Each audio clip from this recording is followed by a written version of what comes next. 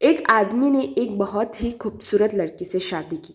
शादी के बाद दोनों की ज़िंदगी बहुत प्यार से गुजर रही थी। वह उसे बहुत चाहता था और उसकी खूबसूरती की हमेशा तारीफ किया करता था। लेकिन कुछ महीने के बाद लड़की चर्म रोग स्किन डिजीज से ग्रसित हो गई और धीरे धीरे उसकी खूबसूरती जाने लगी। खुद को इस तरह देख उनके मन में डर समाने लगा कि यदि वह बदसूरत हो गई तो उसका पति उससे नफरत करने लगेगा और वह उसकी नफरत बर्दाश्त नहीं कर पाएगी। इस बीच एक दिन पति को किसी काम से शहर से बाहर जाना पड़ा। काम खत्म कर जब वह घर वापस लौट रहा था उसका एक्सीडेंट हो गया। एक्सीडेंट में उसने अपनी दोनों आंखें खो दी। लेकिन इसके बावजूद भी उन दोनों की ज़िंदगी सामान्य तरीके से आगे बढ़ती रही। समय गुजरता रहा और अपने चर्म रोग के कारण लड़की ने अपनी खूबसूरती पूरी तरह गंवा दी थी।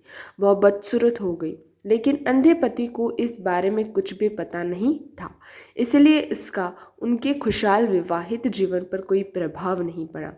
वह उसे उसी तरह प्यार करता रहा। एक दिन उस लड़की की मौत हो गई।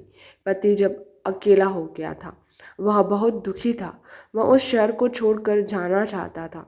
उसने अंतिम संस्कार की सारी क्रियाविधि पूर्ण की और शहर छोड़कर जाने लगा।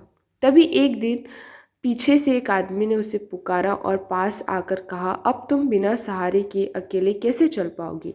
इतने साल तो तुम्हारी पत्नी तुम्हारी मदद किया करती थी। पति ने जवाब दिया, दोस्त, मैं अंधा नहीं हूँ।